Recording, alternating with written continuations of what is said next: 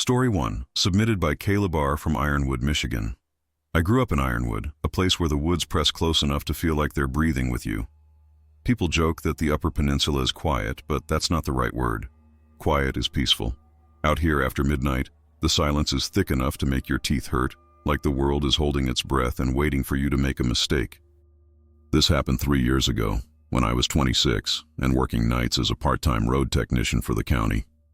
Basically, I drove rural routes and checked for downed branches, washed out shoulders, anything that could cause an accident before the morning commuters came through. I liked the solitude. I liked that nobody bothered me. But that changed on a night when the temperature dropped to the teens and the sky was so clear it looked polished. I was driving County Road 5013, the one that runs along the old logging plots, when my radio crackled with a burst of static. Not the usual interference. This was sharp, almost intentional, like someone dragging metal across the inside of my skull. Then a voice broke through, thin and metallic. "Don't stop. Whatever you do, don't..." It cut out before I could reach for the handset. Dispatch never talked like that. Hell, they rarely spoke at all unless a storm hit. I slowed the truck out of instinct. The silence that followed was absolute. Even my engine sounded muffled, like I'd driven into a vacuum. 100 yards ahead, my headlights caught something lying on the shoulder. Small, pale, and still. A child. At least, that's what I thought at first. I pulled over, grabbed my flashlight, and stepped out. The cold was brutal, but what struck me harder was the absence of any sound. No wind through the branches, no ticking metal from the cooling engine, no distant trucks on US 2, just a dead, ringing nothing. The figure on the ground was curled on its side, wearing a thin white nightshirt that fluttered slightly. I crouched and angled the light. It wasn't a child. The proportions were wrong. Limbs too long, neck too narrow, fingers stretched like twigs. The face was turned away, hair matted with frost. Every instinct told me to back up, get in the truck, and drive. But it moved. Just a tiny twitch, like a breath pulling in. "Hey," I said, my voice sounding swallowed by the dark. "Are you hurt?" Slowly, impossibly slowly, the thing rolled onto its back. Its eyes weren't eyes, just two black, wet pits that seemed to drink the light from my flashlight. Its mouth hung open wider than any jaw should allow, and from somewhere deep inside came a soft clicking, like a beetle tapping at glass. I stumbled backward, dropping the flashlight. The beam spun wild across the trees, and for the first time I noticed shapes standing between the trunks. Tall, thin silhouettes, motionless, all facing me. Dozens of them, maybe hundreds. The radio in my truck crackled again. "Caleb," a voice rasped. Not dispatch. Not anyone I recognized. "Don't speak. Don't answer them. They only stop when you're silent too." I scrambled into the truck, slammed the door, locked it, and pressed my back to the seat. The radio kept buzzing, but I didn't touch it. I just stared into the trees, trying to focus through the frost blooming on the windshield. The pale figure had risen. It stood now in the middle of the road, head tilted, arms dangling like wet rope. Its mouth hadn't closed, just hung open in that yawning, soundless scream. When I tried turning the ignition, the engine wouldn't catch. Not even a cough. Just dead silence. The figure twitched, and a second later, one of the tall shapes stepped out onto the road. Then another. Their movements weren't natural. Too smooth, as if every joint bent the wrong way. I remember clutching the steering wheel and forcing myself to breathe as slowly as I could, terrified that even the sound of air moving through my throat would draw them closer. Minutes passed, or hours. Time felt suspended. Then, a faint hum. At first I thought it was coming from the woods, but no. Over the ridge, a plow truck was rattling its way down the road, headlights bouncing as it hit the washboard gravel. As soon as the light touched the figures, they scattered, slipping back into the trees so fast they seemed to peel away like shadows. The pale thing on the road collapsed into a heap, like a sheet dropping to the floor. The silence broke all at once. Wind, engine tick, radio static, like someone had smashed a glass bell. The plow truck slowed beside me, and Dave, the operator, leaned out. "Caleb, you good? You're white as hell." I tried to explain, but the words jammed in my throat. I just pointed at the road. The heap was gone. Not a footprint, not a scrap of fabric, just empty gravel and snow. Dave told me to head back to the station, get warm, and clock out early. I didn't argue. I quit that job 2 days later. But here's the part I've never told anyone. Not Dave, not the sheriff, not even my brother. Every now and then, usually on nights when the trees are rimed in frost and the air feels too still, my old work radio, the one I keep in a box in the garage, clicks on all by itself, and through the static, a whisper threads through. Stay quiet. We remember you. I try not to answer. I try not to make a sound at all.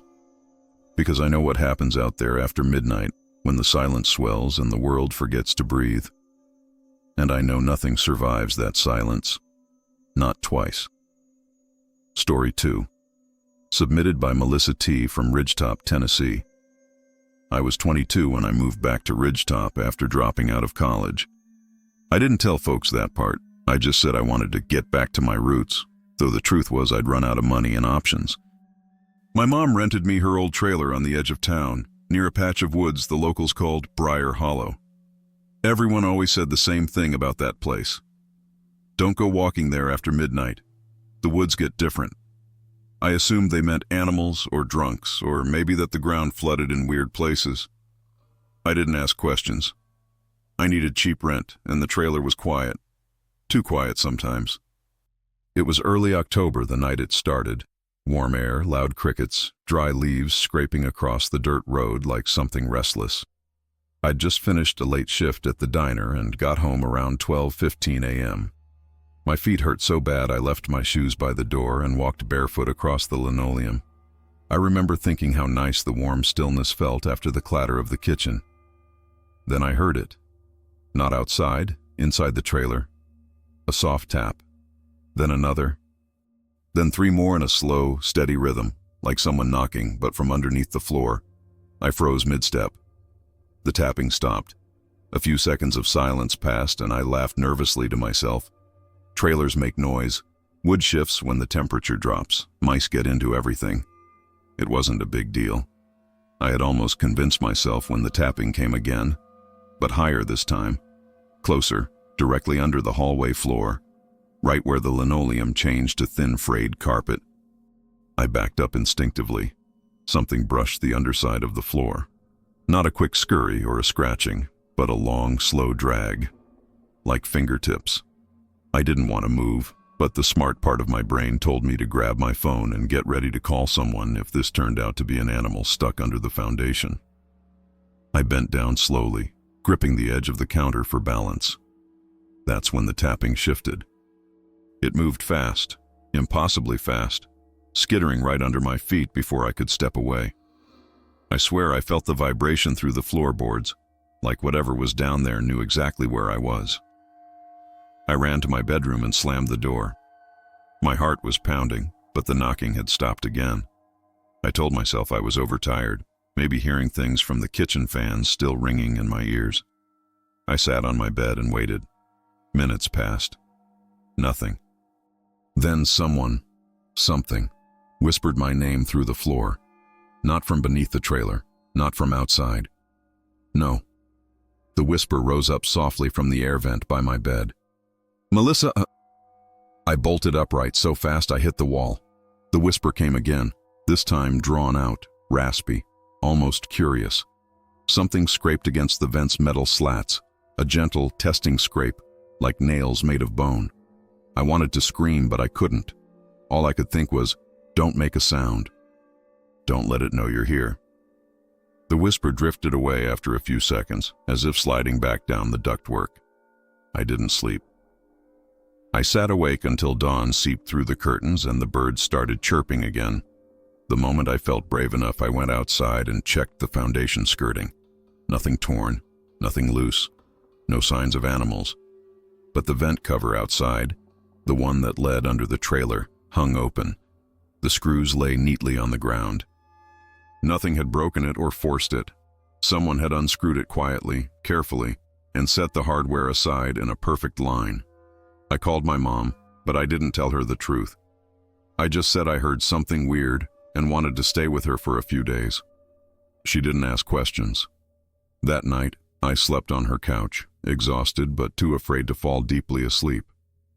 Around 2:30 a.m., as I lay there staring at the dark ceiling, my phone buzzed. I shouldn't have looked. God, I wish I hadn't. But fear does stupid things to your judgment. It was a text from my own number. My own number. Just one sentence. You left before I finished coming up. I threw the phone across the room. My mom jolted awake and asked what was wrong, but the words got stuck in my throat. I didn't tell her. I didn't tell anyone. I just begged her to help me move that week. We packed everything in daylight. I didn't go near the vents. I didn't even step inside alone. But on the last trip out, as I carried a box across the dead grass toward the truck, I heard it. Faint, filtered through the hollow space beneath the trailer. A single tap, then another.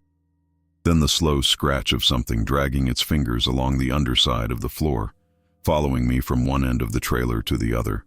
I dropped the box and ran. I've lived in Nashville for the last year, in an apartment 3 floors up with no crawl space, no foundation, no vents that open to the ground. It helps, mostly. But sometimes, in the middle of the night, when the building settles or an AC unit kicks on, I hear a pattern woven into the noise, a soft tapping, a slow drag, a patient rhythm, like it finally found the right floor. And the silence after that is always waiting to see what I'll do next. Story 3. Submitted by Jacob L. From Marlow, Oklahoma. I was 16 the summer my dad decided I needed to toughen up and work nights with him on the ranch. He'd taken over the place from my grandpa, and he didn't believe in paying for help if he had 2 good hands living under his roof. I didn't mind the work, mending fences, clearing brush, checking the stock. But what I hated, what I still can't forget, were the late-night feed runs. See, our ranch bordered a long stretch of unused land locals called the Quiet Strip. No houses, no lights, not even power lines. Just flat, empty fields that turned to pitch after sunset. My dad always said the silence out there was good for focus, but the first time we drove through it, I felt like the world had gone deaf. This particular night was in mid-July, thick humid air, cicadas screaming their lungs out, until we crossed onto the Quiet Strip. The second our tires hit the old Caliche Road, the sound just cut out. No fading, no slowing, just gone. My dad, of course, didn't react. He just tapped the radio, which was dead, like always, and kept driving. We reached the north pasture gate around 12:40 a.m. Dad told me to hop out and swing it open. I did, though I hated how far the headlights didn't travel. The dark felt dense, like it pushed back. As I started walking toward the gate, I realized something was off. Usually you can hear cattle, hooves shifting, low grunts, the occasional rustle. That's why we were there after all, to check on a sick calf. But the pasture was silent, dead silent. I shined my flashlight across the tall grass, expecting to see the herd. Nothing. No shapes, no movement. My dad climbed out of the truck, cursing under his breath. "They should be right here," he said, more confused than angry. I walked farther, sweeping the light in slow arcs. That's when I found the first cow. She was standing perfectly still, too still, facing the wrong direction, her head tilted as if listening. When I got closer, I saw her chest rising and falling in quick, shallow breaths. Her eyes were wide, not rolling or panicked, just wide. "Dad?" I called. Before he answered, something moved behind her. I jerked the flashlight up, but whatever it was slipped out of the beam's reach. Not running, not bounding, just gliding through the grass like it didn't disturb anything it touched. "Back to the truck," Dad said quietly. "Now." That's when I knew he was scared. I'd never heard fear in his voice before. We turned to leave, but the world around us shifted. Not physically, but the sound. It didn't come back all at once. It rose slowly, like someone adjusting a volume knob. First, the faintest wind, then the grass brushing against itself. Then, somewhere behind us, a single loud breath. We both froze. Another breath followed, drawn out, wet. Not animal-like at all. My dad shoved me toward the truck. "Move!" We bolted. Behind us, something began to follow. We couldn't see it, but we could hear the grass parting in smooth waves, faster than any person could run. The truck felt a mile away. Halfway there, the silence snapped back, complete, violent. All sound vanished again. The sudden absence hit like a punch, knocking the air out of me. Dad yanked the driver's door open. As he did, the headlights washed over a shape behind him. I saw it for less than a second, but that second has lived in me every day since. Tall, wrong-shaped. Its limbs bowed like a giant praying mantis stretching upright. Its head leaned forward too far, as though its neck had no limit. Its skin looked like stretched wax, pale and thin enough to show shadows moving beneath it. But the worst part was the face. At first I thought it didn't have one. Then it tilted its head, and I saw faint depressions where features should be, like someone had erased them with a thumb, leaving only the suggestion of eyes and a long wet slit where the mouth belonged. My dad didn't turn around. He didn't need to. He shoved me across the seat and floored the gas the second he got in. The truck fishtailed, spraying gravel. For a moment, in the side mirror, I saw the thing step into the road. It didn't chase. It just stood there, head tilted, listening. The noise came back suddenly as we crossed the line out of the quiet strip. Cicadas screaming, wind rushing, engine roaring. Dad didn't slow down for 5 whole miles. When we finally got home, he grabbed my shoulders and said, "You don't talk about this. Not to anyone. Not ever." His hands were shaking. We never did nightly feed runs again. Dad said we'd switch to dawn checks. Told folks it was for productivity. Nobody questioned him. But here's the part I never told him. A week after that night, I woke up around 3 a.m. to complete silence. Not nighttime quiet. This was the quiet strip silence, thick and wrong. It pressed against my eardrums like altitude. I lay there, barely breathing. Then something tapped lightly on my bedroom window. Not a knock, a tap. Then another. Then a long, slow drag across the glass. I didn't look. I didn't move. I didn't breathe deeply enough to fog the pain. When the sounds finally faded, the cicadas started up outside as if someone had hit play. I didn't sleep the rest of that night. And I know, whatever lives out there on the quiet strip likes to follow sound, likes to chase it, likes to smother it. And when the world goes silent again, it'll find my window a lot faster next time. Story 4, submitted by Rebecca M. from Lanesboro, Minnesota. I was a traveling nurse for most of my 30s, taking contracts in rural hospitals that didn't have enough staff to handle overnight shifts. That kind of work either hardens you or hollows you out.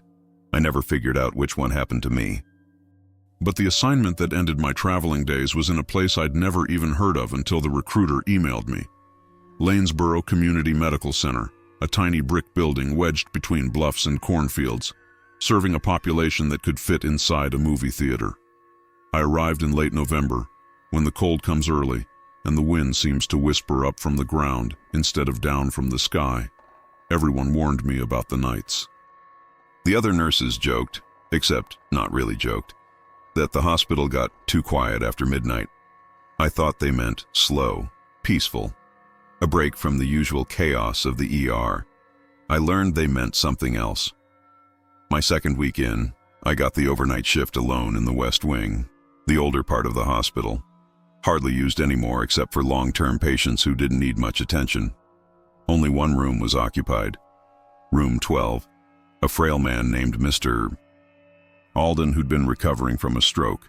He was soft-spoken and polite and never pressed the call button except to apologize for doing it. That night, around 12:07 a.m., I was charting notes at the desk when every light in the hall flickered at once. Just once. A quick stutter. But enough to make my stomach tighten. Old wiring, I told myself. Old building. Then the silence set in. Hospitals are never truly quiet. Even at night you hear vents, machines, distant footsteps, the click of elevators. But all of it dropped away. The air felt thick, heavy, like sound had been sucked out through a crack in the world. I stood up slowly, listening. Nothing. Then a soft shuffle echoed from the far end of the hallway. Not footsteps, not rubber soles, more like fabric brushing tile, a slow, deliberate drag. I tried calling out, some automatic, polite greeting, but the words stopped in my throat. I walked to the nurse's station window and looked down the hall. Something stood outside room 14. It wasn't a person. I knew that immediately. It was too tall, its shoulders too sloped forward, its arms hanging inches longer than they should have, the hands disappearing at angles I couldn't fully see. The thing wasn't facing me. It was turned toward the closed door of room 14, its head ever so slightly tilted as though listening closely to whatever wasn't making a sound inside. I stepped backward without realizing it. My heel hit the base of a rolling stool, and the tiniest squeak escaped the wheel. The creature lifted its head, very slowly. Then it turned. I don't know how to describe its face, or if it even had one. What I can remember, what I wish I couldn't, was the impression of features like the hint of a nose, the shadow of eyes, the smear of a mouth, as though someone had sketched a human face and then smeared it with a thumb while it was still wet. It didn't move at first, just watched me. And then it began walking, if you can call it walking. Its limbs didn't bend the way they should have. Its legs swung too wide, too loose, like they were being moved by someone who'd only seen humans walk from a distance and hadn't practiced enough. I backed into the nurse's station and shut the half door quietly. I don't know why I thought that would help. The hall was so silent I swear I could hear my own pulse scraping against my skull. The thing reached the station entrance and paused. I could see it through the opening, a sliver of its shape, the lean of its torso, the faint stretch of its fingers brushing the counter. Its head lowered, listening, and then it whispered, not with breath. There was no rise or fall of its chest, but with something deeper, like its voice slid along the walls themselves. Not yet, it murmured. I felt the air pressure change in the room. My ears popped. The silence thickened to the point that I couldn't even hear myself exhale. Then something else broke the quiet. A call button chimed. Mr. Alden's room. The creature turned its body toward the sound with a shuddering bird-like jerk. That tiny chime, that soft, familiar ding, suddenly felt like the worst sound in the world.